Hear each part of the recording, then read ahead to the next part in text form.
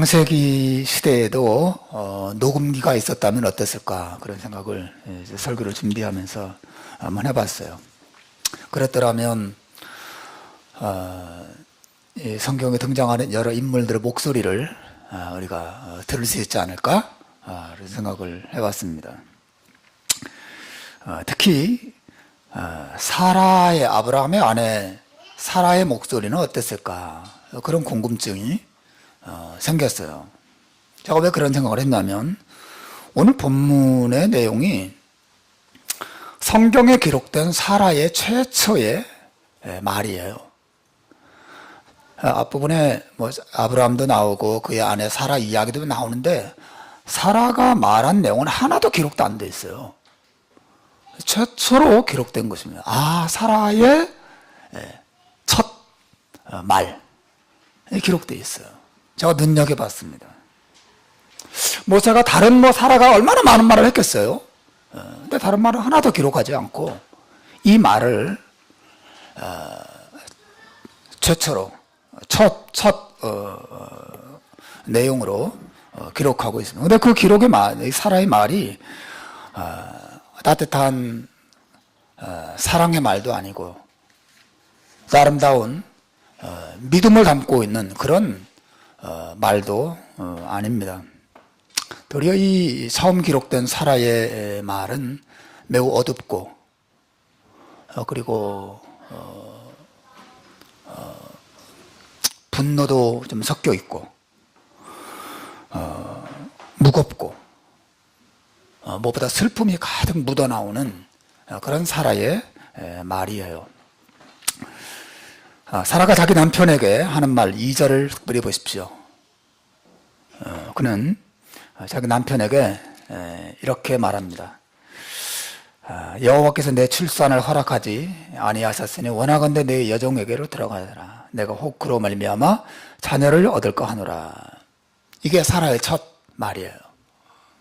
여보, 당신 내 여종 하갈과 잠자리를 같이 하세요. 내가 자식을 낳을 수가 없으니까 내가 하갈을 통해서라도 자식을 좀 얻어야 되겠어요 라고 하는 것이 사라의 첫 번째 말이에요. 우리는 오늘 본문 안에서 그리고 역사 속에서 사라의 이 결정과 이 제안이 어떤 결과를 불러왔는지를 잘 알고 있습니다. 우선 이 아브라함의 가정은 이 사라의 결정 때문에 큰 분란에 휩싸이게 되죠. 사라의 여종 하갈이 이 결과로 임신을 하게 되자 자신의 여주인 사라를 멸시하기 시작했다고 성경은 이야기해요. 어떻게 멸시했을까요?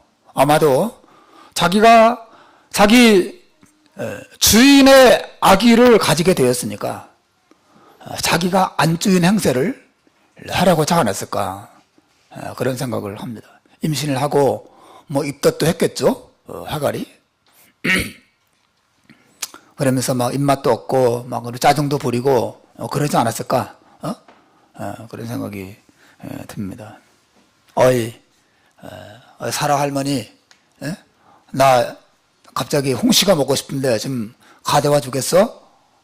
그렇게 말했을지 모르겠어요. 사라 할머니 반찬 맛이 왜 이래? 그렇게 사라의 속을 뒤집어 놓는 말을 했을지도 모르겠습니다. 그 결과 사라의 분노가 폭발하죠. 그리고 아브라함과 사라가 크게 부부싸움을 합니다. 그리고 아브라함은 그 사라와 하갈 사이에서 이러지도 저러지도 못하면서 당혹스러운 모습을 보이고 있고 결국 하갈을 사라의 처분에 맡기죠. 사라는 임신한 하갈을 학대하기 시작했다고 성경은 기록합니다. 어떻게 학대했을까? 학대했다고 하는 것은 그냥 욕하고 그 정도가 아니라 매질을 하지 않았을까? 저는 이런 생각을 해봅니다. 자기 몸종이고 여종이었기 때문에 심한 매질도 하고 아주 막 굉장히 거칠게 하갈을 대했고, 하갈을 견디지 못하고 가출을 해버리죠. 아브라함의 아기를 뵌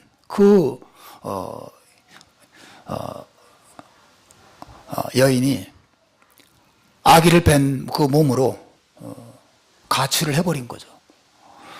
아브라함 입장에서는 물론 사라가 자기의 본부인이긴 하지만, 그래서 사라의 제안으로 첩을, 둘째 부인을 그 여종이긴 하지만 얻었는데, 그래서 하나님의 은혜로 정말 그 귀한 자식을 얻었는데 말이죠. 그 자식을 가진 아기 엄마가 자기 본부인하고 싸워서 가출을 해버리고, 그렇지, 이 집안이 완전히 풍비박산나고 큰 혼란에 휩싸이게 되죠. 여러분, 사라가 하갈을 통해서 자식을 얻으려고 하는 이 시도는 아브라함의 가정에만 영향을 준 것은 아니에요. 하갈을 통해서 태어난 이스마엘이라고 하는 이 아들은 오늘날 아랍 민족의 조상이 되죠. 말하자면 이슬람의 첫 조상으로 사람들이 생각하는 인물이 이 이스마엘이죠. 사라의 제안이 없었더라면 이스마엘은 존재할 수 없었던 사람인데, 사라의 결정 때문에 사실은 이스마엘이 존재하게 되고, 오랜 역사 속에서 끊임없이 이스라엘, 즉 아브라함의 자손, 아브라함과 이삭의 자손을 통해서 번성한 이스라엘 자손들과 이스마엘의 자손들 사이에 큰 전쟁이 일어나고 많은 피가 흐르게 되는 것을 우리가 알 수 있습니다. 오늘 제가 여러분에게 말씀드리고자 하는 바는 이거예요. 사라의 이 결정이 얼마나 어리석은 것이었는가 하는 점이죠. 하갈을 아브라함에게 둘째 부인으로 주겠다라고 하는 이 결정은 아브라함이 내린 결정이 아니었어요. 여보, 당신이 자식을 못 나니까 당신 몸종 있지? 그 젊고 예쁘던데 나한테 한번 줘. 내가 그 여종을 통해서 한번 자식을 얻어보는 거 어떨까?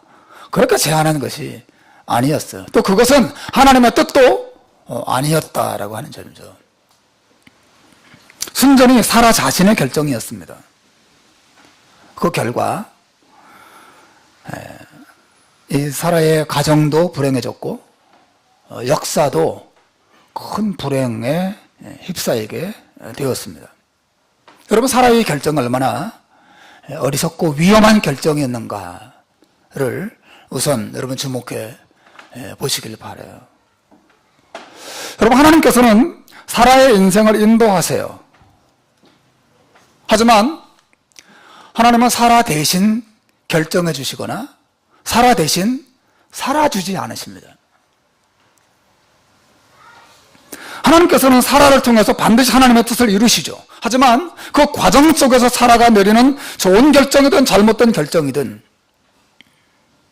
하나님은 그 결정을 존중해 주세요. 하나님이 대신 그거 잘못된 결정이 내가 내려줄게. 하나님 이렇게 하지 않으세요. 하나님은 사라의 결정을 그대로 인정해 주시고 받아주시고 존중하시죠. 물론 좋은 결정은 좋은 결정대로 하나님은 축복해 주시고, 잘못된 결정은 잘못된 결정대로 하나님의 간섭하셔서 사라의 선이 되게 하고 궁극적으로 하나님의 축복이 되기는 하시지만, 결정 그 자체를 하나님의 간섭하셔서 NO! 안 돼! 라고 하지 않으시고 사라의 결정을 그냥 허용하세요. 아담과 하와가 선악과를 따먹을 때도 하나님 그렇게 하셨죠. 안 돼, 따먹으면 안 돼, 그거 나쁜 결정이야. 하나님 이렇게 하지 않으시고 그들의 결정을 허용하십니다. 사라의 결정은 매우 위험하고 어리석은 결정이었음에도 불구하고 하나님의 결정을 허용하세요. 왜냐하면 그것은 사라의 인생이었고 사라가 책임져야 될 부분이었고 인간의 범하는 죄였고 그 죄에 대한 결과도 결국은 인간이 스스로 책임져야 하는, 하나님이 인간들을 매우 인격적으로 대하시는 무서운, 어떤 면에서 우리를 굉장히 존중하면서도 동시에 우리에게 무서운 책임을 지어주시는 그런 모습을 우리가 성경을 통해서 알게 되죠. 하갈에 대한 하나님의 이러한 태도는 우리에게도 동일합니다. 하나님은 우리 신자들을 분명히 인도하세요. 우리를 사랑하십니다.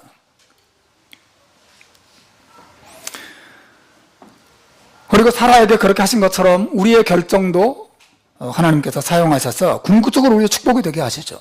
하지만 우리가 어떤 결정을 내릴 때 그 결정을 하나님이 대신 내려주지 않으십니다. 우리는 하나님께 기도하고 하나님의 뜻을 구하면서 잘 판단해서 믿음으로 올바른 결정을 내려야 하고 그 결정에 대한 책임은 우리에게 있어요.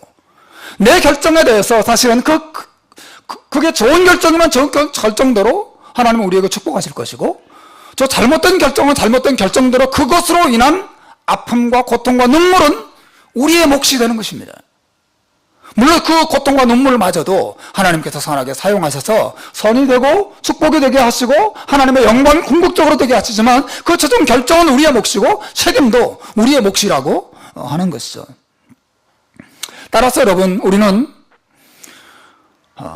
신자로서 우리의 모든 결정들이 믿음으로 이루어지도록 하나님의 뜻을 따라서 이루어지도록 해야 할 책임이 있어요. 너무 중요한 것입니다. 바르게 결정해야 돼요.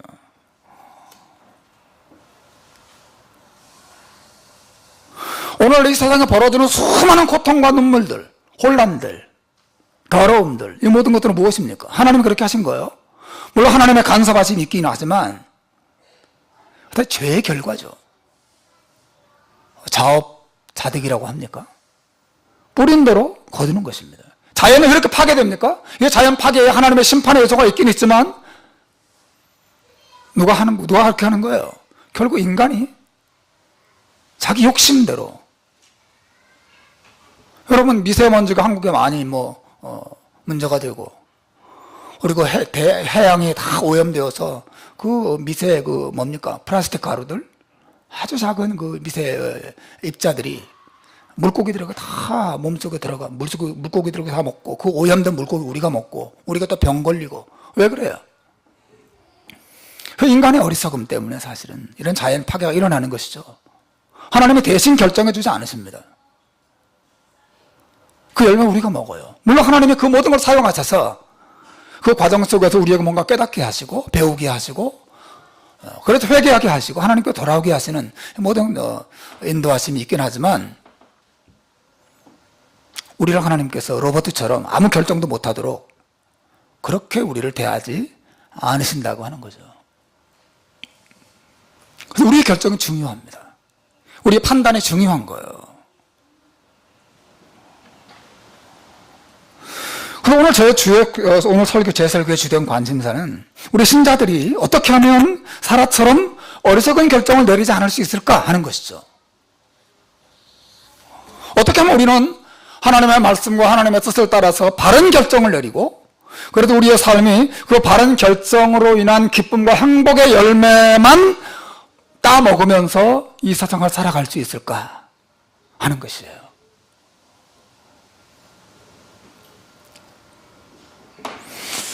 이것과 관련돼서 이야기한다면 설교 한 편까지 되겠습니까? 책을 수백 권 써도 모자랄 만큼 이 주제가 너무 방대한 주제인데 다 오늘 이 한 편 설교를 다 어떻게 하면 우리가 바른 결정을 내릴 수 있는 것이 있을까에 대해서 다 말하기는 어렵죠. 하지만 핵심적인 내용들을 여러분과 함께 설교를 통해서 생각해 보려고 합니다. 우리가 이 대답을 얻기 위해서 우리 먼저 사라가 이런 어리석은 결정을 내리게 된 이유가 무엇인지부터 살펴봐야 돼요. 사라는 무엇 때문에 자기 남편에게 자기 몸종을 둘째 부인으로 내주게 되었을까요? 무엇이 사라로 하여금 그런 어리석은 결정을 하도록 만든 걸까?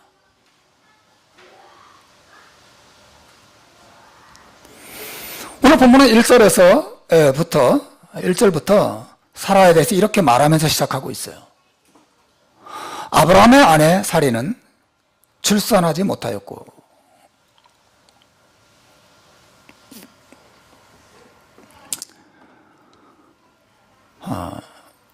말하자면 자식을 낳지 못하는 것은 사라의 오랜 슬픔이었어요. 결론적으로 말하자면 자식을 가지지 못한 그 오랜 슬픔과 그로 인한 소위 여러분이 잘 아는 뭐 열등감이라고 하면 좋을까요? 그 열등감 같은 그것이 사라로 하여금 이런 어리석은 결정을 내리게 만든 원인이 되었다라고 하는 것이죠. 사라라고 하는 인물이 성경에 창세기에 처음 등장할 때부터 사라는 자식을 낳지 못하였다라는 말부터 창세기 11장에 보면 나와요. 사라에 대한 제일 먼저 나오는 소개가 자식을 낳지 못하는 여인이었다라고 하는 것이에요. 그리고 오늘 본문에도 16절에서 사라의 이 어리석은 결정을 이야기하면서 제일 앞에 사라는 출산하지 못하였다라는 말을 덧붙이고 있어요. 사라의 열등감, 사라의 슬픔. 사실 사라는 모든 것을 가진 여인으로 보여져요. 가나안 전쟁의 영웅 아브라함을 자기 남편으로 두었어요. 그리고 부자였습니다. 많은 하인을 거느렸어요. 그 집안의 여주인이 사라였습니다. 복된 여인이죠. 거기에 하나님을 섬기는 위대한 믿음을 가진 가정도 함께 가졌어요. 사실 사라가 가진 모든 것들은 자랑스러운 것들입니다. 그런데 자식 얘기만 나오면 사라의 얼굴이 굳어졌어요. 사라에게 슬픔이 밀려왔어요. 그리고 자기 때문에 자기 남편이 자식을 갖지 못하는 거 아닌가라고 하는 죄책감도 밀려옵니다. 더 나아가서 이 자식 문제 때문에 하나님까지 원망하게 되죠. 오늘 본문 2절을 보면 여호와께서 내 출산을 허락하지 아니하셨으니 라고 말하는 걸 보십시오.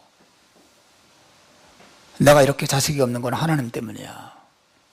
이것이 사라의 마음 깊은 곳의 원망의 마음이었어요. 그 동네 아줌마들하고 이것저것 막 수많은 얘기, 뭐 남편 얘기, 돈 얘기, 땅 얘기, 수많은 얘기를 할 때는 즐겁게 사라가 이야기하다가, 근데 우리 집 아들이 말이지, 이번에 학교 들어갔는데 이렇게 자식 얘기만 나오면 사라의 얼굴이 금방 굳어졌단 말이죠.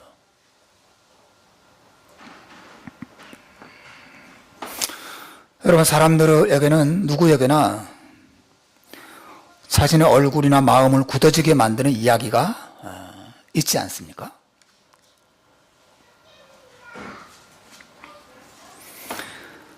학벌에 열등감을 가진 사람들은 자기가 어떤 학교 졸업했는가 이야기만 나오면 다른 얘기할 때는 너무 즐겁게 보통 사람처럼 행복하게 이야기합니다. 네, 학교 얘기만 나오면, 대학 졸업 이야기만 나오면 어떻게 해요? 얼굴이 굳어지죠. 더 이상 그 얘기하고 싶어 하지 않고 입이 닫아집니다. 그리고 마음에 슬픔에 밀려오고, 나를 공부시키지 못한 부모에 대한 원망도 일어나고, 자기가 그렇게 공부 잘 못한 것에 대한 분노와 슬픔, 자괴감 같은 것들도 마음속에 막 밀려들기 시작하죠. 어떤 사람은 외모에 대해서 다른 얘기는 다 괜찮은데 얼굴에 대한 얘기만 나오면 금방 막 얼굴이 굳어지고 그 자리를 피하고 싶고, 지금이야 저 결혼해서 자식 셋이나 낳았으니까 내가 어떻게 생겼든 말든 아무 상관이 없는데, 저도 학창시절에 저는 광대뼈가 이렇게 나온 것에 대해서 굉장히 이렇게 열등감 비슷한 것이 있었어요. 이 정도면 괜찮죠, 그죠? 그래도 학창시절에는 더 예민한 나이 때는 나 이렇게 광대뼈가 나왔을까? 나 이렇게 못생겼을까? 그래서 얼굴 얘기가 나오고 광대뼈 얘기만 나오면 나는 그냥 인상을 부리고 더 이상 그 얘기 하기 싫고 빨리 화제를 다른 데로 돌리고 싶고 그런 마음이 제가 많이 있었습니다. 나도 한번 깎아볼까? 그런 생각도 가진 적이 있습니다. 나 깎을 여유가 안 됐어요. 사실 못 깎았지만.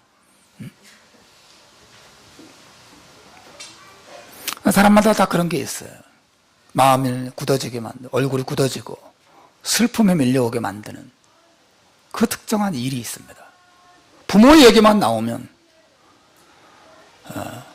부모에게 받은 상처와 아픔 때문에 더 이상 그 부모 얘기를 하기 싫은 그런 사람들도 있어요. 자기 배우자 이야기만 나오면, 자기 남편이나 아내 이야기만 나오면 말을 닫고 싶은 그런 사람도 있습니다. 여러분, 이민교회에서 처음 오시는 분들에게 해서는 안 되는 질문이 3가지가 있다고 하지 않습니까? 처음 오는 분들에게 결혼하셨어요? 절대 물으면 안 됩니다. 두 번째, 비자는 어떻게 되세요? 절대 물으면 안 된다는 거죠. 또 직업이 뭐 하세요? 절대 물으면 안 된다는 것입니다. 그 이민교회에서 대부분의 사람들의 여기에 대한 아픔과 상처가 있기 때문에 그 주제를 어느 정도 신뢰가 쌓이고 깊이 알고 자연스럽게 본인의 입에서 이야기가 나와서 알게 되고 할 때까지는 먼저 막 안녕하세요, 어디 사세요, 나이는요, 결혼은요, 다 우리 물어보잖아요. 교회는 그래서는 안 된다는 거죠. 그 조심해야 된다는 거죠.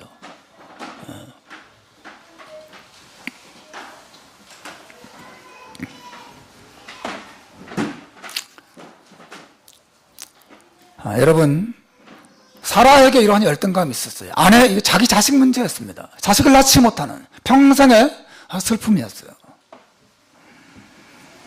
여러분, 이런 다양한 종류의 열등감이 위험한 이유가 어디 있습니까? 바로 이것이 모든 치우친 판단 혹은 어리석은 판단과 결정을 하게 하는 원인이 된다라고 하는 것이죠. 여러분 생각해 보십시오. 여러분이 아주 예쁘고 깨끗한 정장을 입고 식당에 가서 밥을 먹다가 김치 국물이 이거 탁 튀었어요.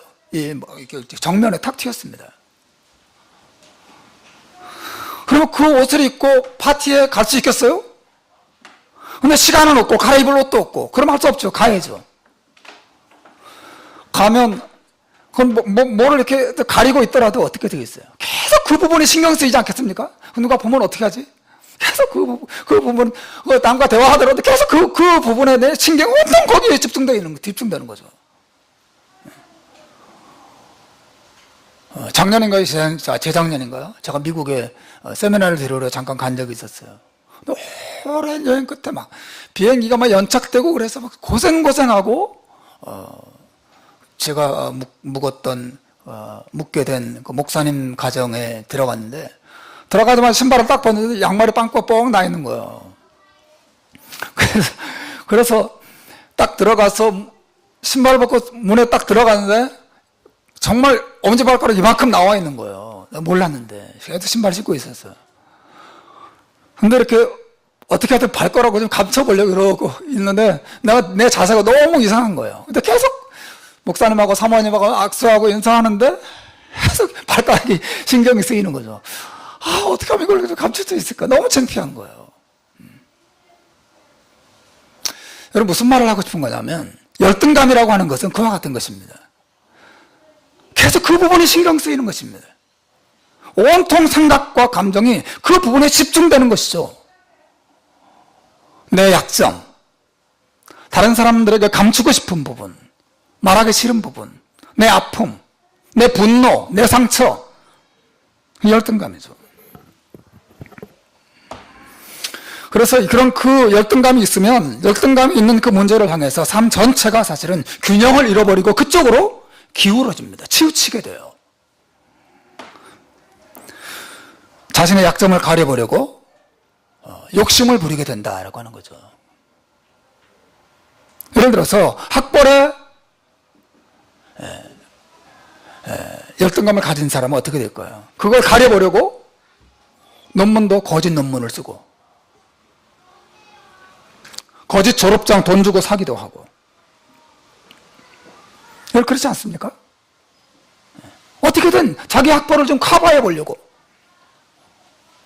어리석은 판단과 어리석은 결정을 하고 삶 자체가 그쪽으로 확 치우쳐버려요. 균형을 잃어버립니다.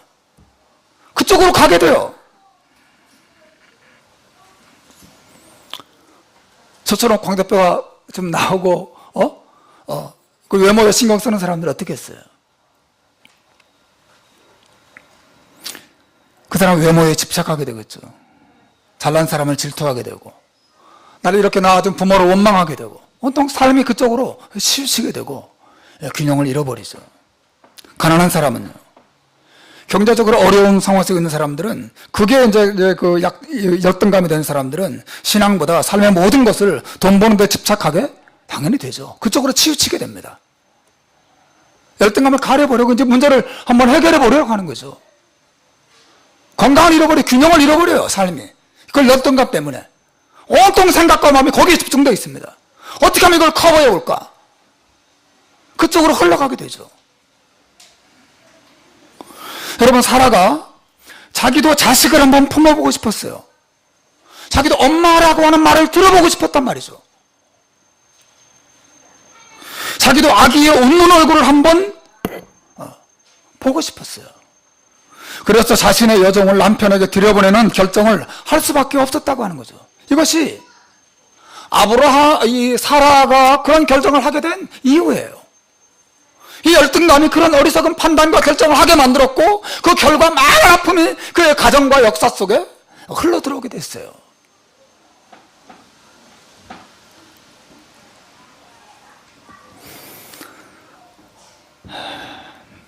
여러분, 사라는 끝없이 오동통한 생각과 감정 자체가 자식이 없는 자신의 처지를 바라보면서 스스로 불행하다고 생각하고 있었어요. 모든 열등감을 가진 사람들의 특징이에요. 끝없이 자신의 열등감 부분을 바라보면서 자신은 불행하다, 자신은 슬프다, 그렇게 판단하고 삽니다. 그리고 그것을 어떻게든 해결해 보려고 어리석은 판단과 결정을 내리면서 살아가요. 하지만 문제가 뭐예요? 사라가 자식 없는 자신의 처지를 바라보면서 스스로 불행하다고 생각하는 그 생각, 그것이 사실이 아니라는 것이 문제죠. 사라는 사실은 행복한 여자였어요. 왜냐하면 사실은 사라에게는 하나님께서 그의 품에 이삭이라고 하는 아들을 안겨주려고 하는 크고 놀라운 계획이 있었습니다. 사라는 대단히 영광스러운 여인이었어요. 사라에게는 너무 복된 미래가 준비되어 있었습니다. 하지만 사라는 그걸 보지 못하고 있어요. 끊임없이 자신의 현실만 바라보고 자신의 자식을 낳지 못하는 무능력함만 바라보면서 스스로 자책하고 스스로 불행하게 여기고 어떻게든 그걸 해결하기 위해서 어리석은 판단과 결정을 하면서 그렇게 살아가고 있었어요. 자신을 향한 하나님의 사랑, 자신을 향한 하나님의 축복, 자신을 향해서 하나님이 가지고 놀라운 미래가 있는데 그걸 보지 못하고 있습니다. 그리고 끊임없이 자기를 자책하고, 나는 불행해, 나는 자식도 없는 여자야, 난 이런 불행한 환경에서 벗어날 수가 없어, 나는 이제 끝난 거야, 내가 할 수 없지, 하가를 통해서는 내 자식을 얻어야 되겠다, 이런 판단과 결정을 하게 된 것이죠.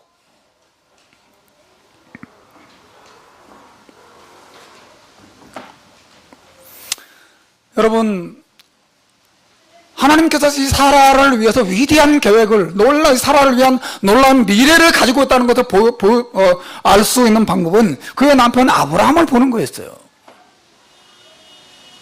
왜냐하면 하나님께서 그의 남편 아브라함에게 주신 그 약속이 다름이 아니라 이 사라를 위해서 주신 약속이기도 했거든요.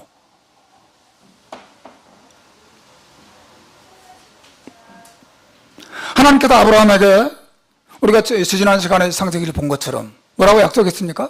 창세기 15장 4절과 5절 말씀에 보면 말씀하셨죠. 내 몸에서 날 자가 내 상속자가 될 것이다. 너 아브라함아, 밖으로 나가서 하늘을 우러러 무뼈를 설 수 있나 보라. 내 자손이 이와 같이 많아질 것이다 말씀하셨어요. 내 몸에서 날 자가 내 상속자가 될 것이다. 무슨 말입니까? 아브라함이 자식을 낳는다는 거예요? 내 몸에서 자식을 낳고, 그 말이 무슨 말입니까? 너의 부인을 통해서 네 자식이 태어날 거란 말이거든요. 그 말은.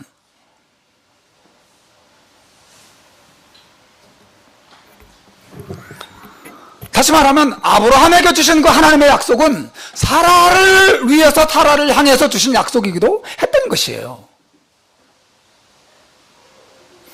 아브라함이 이 약속을 듣고 나서 분명히 사라에게 말해 주었을 것입니다. 아마 그의 고향을 떠나면서도 계속 사라에게 이야기해 줬을 거예요. 하나님이 우리의 자식을 많이 주실 거야. 계속 말해 줬을 거예요. 그런데 아브라함이 사라에게 강하고 뜨거운 마음으로 말하지 않았을까요? 사라는 그 약속을 굳게 믿지 못했던 것 같아요. 아니, 그 약속이 자기 몸에서 태어날 자식을 의미한다는 사실까지는 미처 생각하지 못했던 것 같습니다. 그런 면에서 아브라함도 잘못이 있어요. 아브라함이 사실은 이 자기 사라에게 확신을 줘야만 했어요. 더 정확히 말하면 여러분 좀 넓게 적용하자면 남편의 책임은 아내에게 믿음을 심어주는 것입니다. 남편은 아내를 신앙적으로 돌봐줘야 돼요. 기도해줘야 됩니다. 그리고 말씀을 가르쳐줘야 됩니다.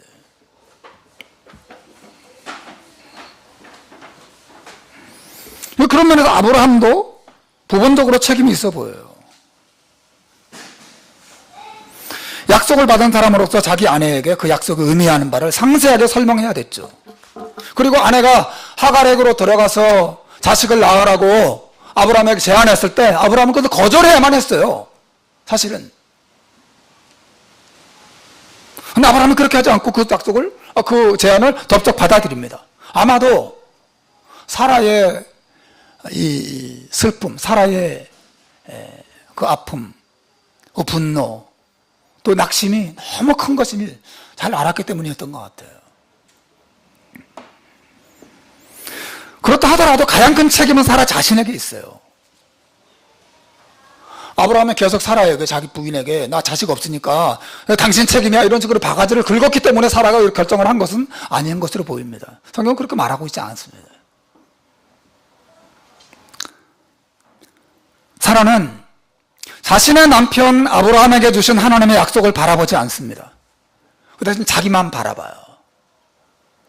하나님께서는 자기 남편을 통해서 자기가 많은 백성들의 어머니가 될 것이라고 약속하여 주셨는데 사라는 그 약속, 아브라함과 자기 남편 아브라함과 그에게 주신 하나님의 약속을 바라보지 않고 자기가 지금 여태까지 몇 년째 자식 없이 이렇게 늙어가는지 그것만 바라보고 있습니다. 자신의 무능력만 바라보고 있어요. 스스로 남과 비교하면서 자신의 불행을 끌어안고 살아요.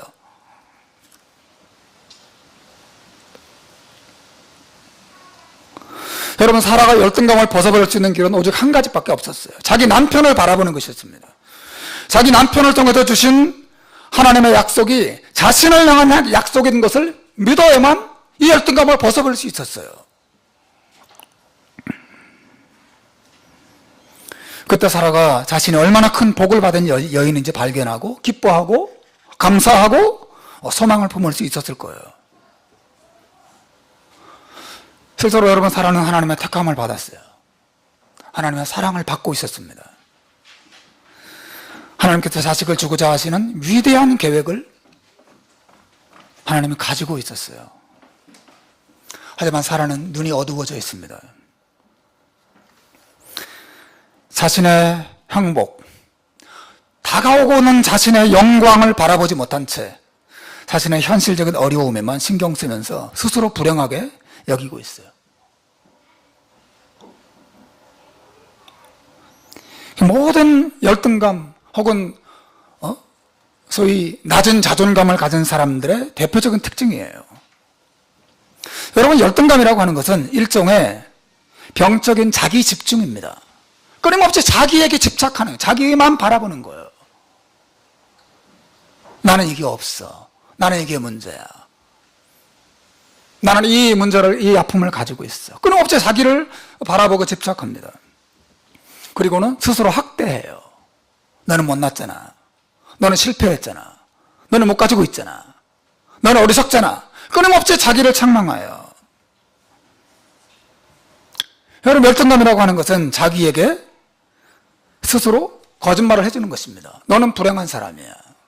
사라가 그랬어요. 너는 불행한 여자야. 너는 실패한 여자야.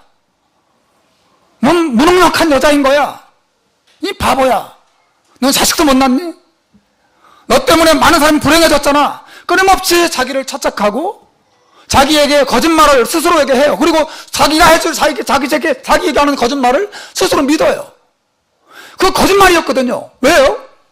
하나님은 이 사라를 사랑하셨어요. 사라를 위한 위대한 미래를 하나님이 가지고 계셨습니다. 그 영광이 드러나게 됩니다. 그리고 실제로 남편을 통하여 이렇게 약속을 주셨어요. 남편을 통하여 들었을 것입니다. 하지만 끊임없이 그 사실을 믿지 못하고 스스로 자책하고 자기가 자기에게 사기꾼 노릇을 하는 거예요. 자기를 스스로 속여요. 그걸 믿어요. 그 사기 같은 말을 스스로 믿어요.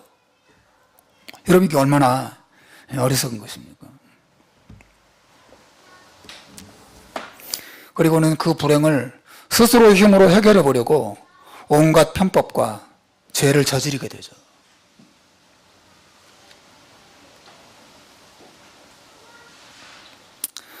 사랑하는 여러분, 우리는 우리 안에 있는, 제 안에 있는, 그리고 여러분 안에도 있는 이 사라와 같은 어리석은 열등감과 낮은 자존감을 빨리 벗어버려야 돼요. 빨리 벗어야 됩니다. 이것이 우리를 병들게 해요. 이것이 어리석은 판단과 결정을 하게 만들어요. 스스로 불행 속에서 살게 만들어요. 빨리 벗어야 합니다. 문제는 어디 있어요? 우리는 사라와 같아요. 그래서 우리 스스로의 힘으로는 열등감을 벗어버릴 수가 없어요. 여러분, 사라를 생각해 보세요. 사라는 스스로 자기를 자신을 볼 때 무능력한 여인이었어요. 말 그대로 자식을 낳을 수 없는 그런 여인이었단 말이죠. 어떻게 이 열등감을 벗어버려요? 자기 안에는 그 열등감을 벗어버릴 힘이 없는 거예요. 우리도 똑같아요. 우리는 사실은 사라보다 더 연약한 사람들이라고 말할 수 있어요. 우리는 죄인이에요. 우리는 우리 스스로의 힘으로 하나님을 기쁘시게 하며 살 수가 없어요. 우리는 무능력한 존재들입니다. 지혜도 부족해요. 우리가 우리 자신을 정직하게 바라볼 때 우리는 미칠 거예요. 아마 내가 이거밖에 안 되는구나, 이게 내 모습이구나. 자신에게 정직한 사람은 절대로 자기를 자랑할 수 없어요. 누구든지 마찬가지입니다. 사라와 같아요. 그래서 우리의 힘으로 나는 괜찮은 사람이야, 나는 위대한 사람이야, 나는 할 수 있어 라고 말하는 게 사실 불가능합니다. 나는 할 수 있어 라고 담대하고 말하는 사람들이 많이 세상 가운데 있긴 하지만 그 사람은 아직 자기를 정직하게 모르는, 자기의 한계를 모르는 것이죠. 자기에게 정직한 사람들은 결코 그렇게 말할 수 없어요. 자기 약점을 가릴 뿐이죠. 여러분, 우리의 힘으로는 우리 열등감에서 우리 스스로 빠져나올 수가 없어요. 우리 불행한 느낌에서 벗어날 수가 없습니다. 오늘 제 설교의 초점은 여기 있습니다. 사라처럼 우리가 열등감을 벗어버릴 수 있는 방법 역시 우리의 남편을 바라보는 것입니다. 여러분, 잘 기억하셔야 됩니다. 뭘 바라보라고요? 뭘 바라보라고요? 우리의 남편을 바라보라 하는 것입니다. 우리에게도 우리가 바라봐야 할 남편이 계세요. 그분은 예수님이세요.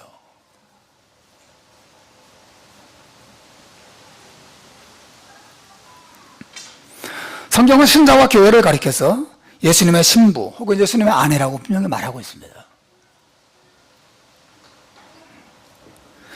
부부는 한 몸이죠. 여러분 믿습니까? 부부는 한 몸이에요. 에베소서 1장 23절에 보면 교회는 그의 몸이니 이렇게 말했어요. 교회, 즉 하나님의 백성들은 예수님의 몸이에요. 예수님과 우리는 하나예요. 내가 무슨 말을 하고 싶은 것입니까? 그러므로 예수님을 향한 하나님의 축복은 우리를 향한 하나님의 축복인 거예요. 여러분, 이거 다 생각하셔야 됩니다. 예수님을 향한 하나님의 사랑은 우리를 향한 사랑인 거예요. 왜냐하면 예수님과 우리는 한 몸이기 때문에 그렇죠. 여러분, 제가 뭘 설교하는지 생각하고 좀 따라하고 계세요? 사라가 무능력한 여인이었지만 사라의 위대한 미래가 누구 안에 있었어요? 그의 남편 아브라함 안에 다 들어있었어요. 사라의 미래에 대한 놀라운 약속이, 놀라운 축복과 놀라운 소망이 그의 남편 아브라함 안에 다 들어있었단 말이죠. 근데 이 바보 같은 사라가 그 자기 남편과 남편 안에 깃들어 있는 하나님의 놀라운 약속과 축복을 바라보지 아니하고 자기만 들여다보고 있고 자기의 무능력만 바라보면서 나는 불행한 여자야 라고 말하면서 어리석은 판단과 결정을 내리고 있었어요. 이 사라의 어리석음은 오늘날 우리 신자들의 어리석음하고 상당히 유사한 것이죠. 끊임없이 우리 약점만 우리를 바라보고 있어요. 나는 이것도 없어, 나는 이것도 못해, 이렇게 못났어.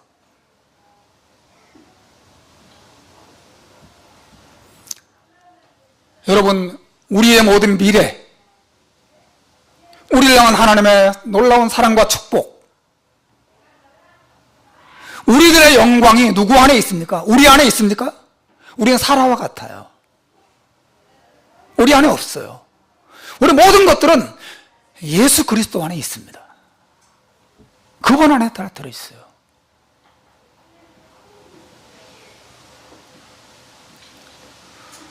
우리는 우리 자신을 인간 홍상은으로, 인간 박진순으로, 인간 신소원으로 바라보면 안 돼요. 우리는 우리 자신을 예수 그리스도의 신부라고 하는 관점으로 자신을 바라보고 생각해야 돼요.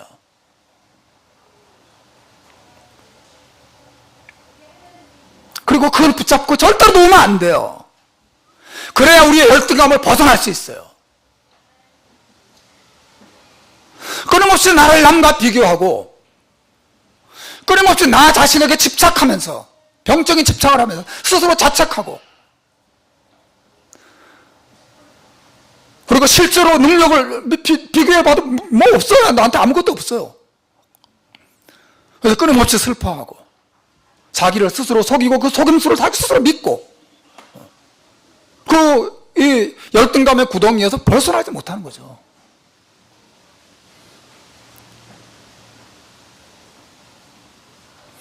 그러나 여러분, 우리 신자들은 예수 그리스도의 신부, 예수 그리스도의 아내입니다. 사라가 아브라함의 아내인 것처럼 아브라함을 향한 하나님의 놀라운 약속과 축복이 사라를 위한 것인 것처럼 예수 그리스도에게 하나님이 주신 놀라운 사랑과 축복들은 우리의 것이에요. 우리는 그분과 연합해 있습니다. 여러분 알고 있고 믿고 있습니까? 여러분 이 방식으로 여러분을 바라보고 판단하고 적용하고 계세요? 여러분 갈라디아서 3장 26절인가요? 여러분 9절을 보십시오. 한번 읽어보시길 바랍니다. 시작.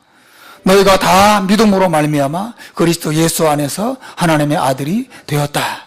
여러분 우리가 하나님의 아들이라고 하는 이 위대한 축복을 받은 것이 누구를 통해서 받았습니까? 그 축복이 누구를 통해서 와요? 그리스도 예수 안에서.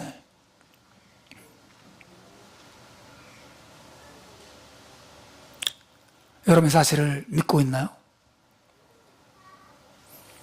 우리는 믿음으로 말미암아 그리스도 예수 안에서 하나님의 아들이 되었어요. 하나님의 자녀가 되었어요. 즉 하나님 우리를 자기 아들과 딸처럼 여겨주시고 사랑해주시고 축복해주시는데 그 모든 축복이 예수 그리스도 안에 들어있단 말이죠. 사라의 축복과 미래가 그 남편 아브라함에 들어있는 것처럼 우리의 모든 축복과 미래도 예수 그리스도 안에 들어있어요. 그분 안에서, 그분을 통해서 우리에게 하나님은 놀라운 은혜와 사랑과 자녀처럼 여겨주시는 축복이 온단 말이죠. 여러분 그 다음 구절을 읽어보십시오. 에베소 1장 3절 말씀입니다. 한번 읽어봅시다. 시작. 찬송하리로다 하나님 곧 우리 주 예수 그리스도의 아버지께서 그리스도 안에서 하늘에 속한 모든 신령한 복으로 우리에게 복 주시되, 여러분, 우리가 하늘에 속해 있는 모든 영적인 신령한 아름답고 놀라운 축복들을 얻을 수 있는 것이 무엇 때문이에요? 그리스도 안에서라고 되어 있어요. 우리가 그런 복, 이런 모든 축복이 우리 안에 있는 게 아니에요. 그 모든 축복은 예수 그리스도 안에 담겨져 있어요. 우리가 그분과 연합될 때, 그분을 남편으로 받아들일 때, 그분이 가지고 있는 모든 부유한 하늘의 이 놀라운 축복들이 우리의 것이 되는 거예요. 사라의 모든 축복이 아브라함 안에 있는 것처럼.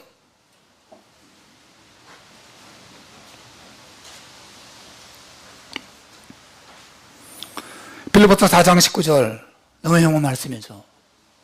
한번 읽어볼까요? 시작. 나의 하나님이 그리스도 예수 안에서 영광 가운데 그 풍성한 대로 너희 모든 쓸 것을 채우시리라. 하나님께서 우리의 삶을 책임져 주시고 채워주시고 은혜와 복을 베풀어 주시는데, 누구 안에서 누구를 통해서입니까?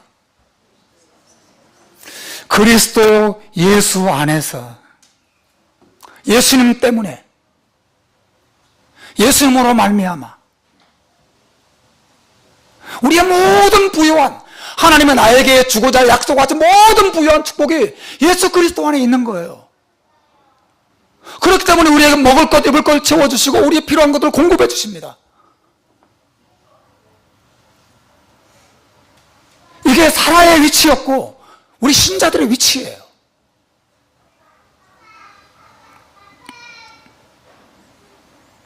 데살로니가후서 1장 12절 마지막 구절입니다. 한번 읽어볼까요? 시작.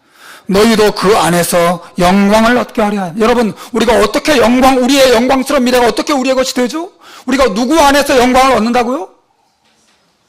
그분 안에서입니다.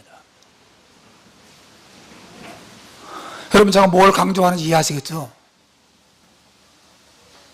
우리의 미래, 우리의 축복, 이 모든 것들은 우리 안에 있는 게 아니에요. 사라가 그의 남편을 바라보고 남편 안에 주어진 하나님의 놀라운 약속을 바라보면서, 내가 지금 늙고 이렇게 쇠약해지고 이렇게 자식을 낳을 수 없는 상황이라도 때가 되면 하나님이 영광을 내게 주실 거구나. 그 남편 안에 담겨진 그 약속을 붙잡고 열등감을 떨쳐버리고 하나님 약속을 기다려야 했던 말이죠. 근데 이 바보 같은 사라가 약속을 희미하게 생각하고, 뭐 그런 게 있겠어? 약속이 있다 하더라도 아마 나는 아닐 거야. 하나님 다른 여자를 통하여 자식을 주시려나 보지. 자기가 아브라함의 본부임에도 불구하고 자기의 몸에서 자식이 태어나게 할 것이라는 약속을, 하나님의 약속을 믿지 않아요. 그리고 흔들립니다. 열등감에 빠져서 헤어나오지 못하고 어리석은 결정을 합니다. 그리고 큰 혼란이 가정에 왔어요.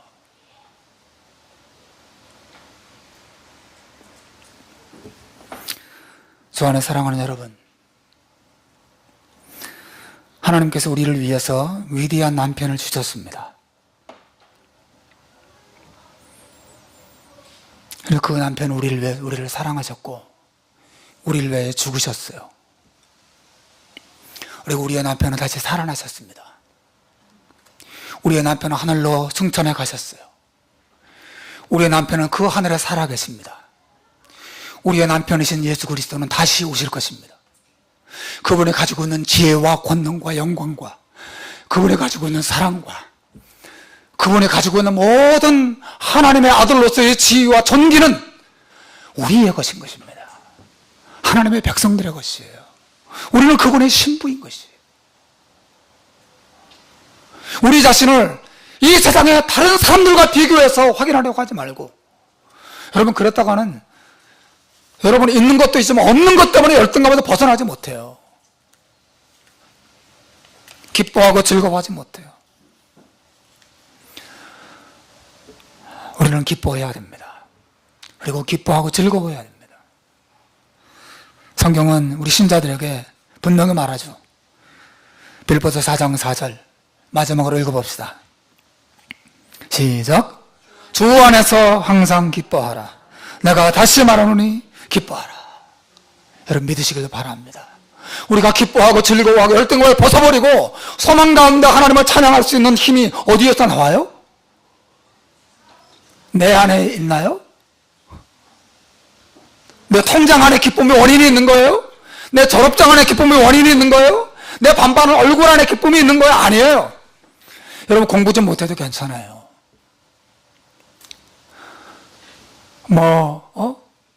가난하게 살고 힘들게 살아도 괜찮아요.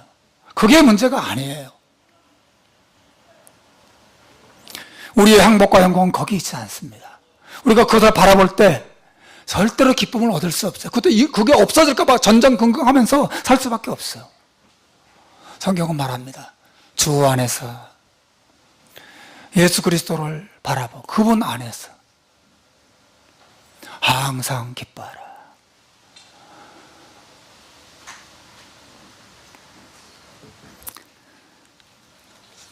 여러분 가운데 열등감을 계속 가지고 열등감에서 벗어나지 못한 채 허덕거리는 그런 분이 계신가요? 그렇다면 주 안으로 들어오시길 바랍니다. 그분 안에, 그분을 믿고 하나님의 아들이 여러분을 사랑하실 때 피 흘려 죽으시고 부활하시고 여러분을 용서해 주시고 사랑해 주시고 여러분의 미래를 책임져 주시고 여러분에게 하늘의 영원한 영광을 약속해 주신 그 남편과 믿음으로 결혼하시길 바라요. 그분을 받아들이십시오. 그리고 예수님을 이미 받아들이고 그분과 결혼하신 분이 있다면 그분을 바라보십시오. 사라가 그의 남편 아브라함을 계속해서 바라봐야 했듯이 이미 믿는 우리 신자들도 우리의 남편이 얼마나 위대하시고 그분 안에서 약속된 하나님의 약속이 얼마나 놀라운 것인가 바라봐야 했듯이 우리도 바라보고 기뻐하고 힘을 얻고 열등감을 떨쳐버리고 이 세상을 정말 기쁨 가운데 살아가는 우리 신자들 다 되시기를 주의 이름으로 축원합니다. 기도하겠습니다.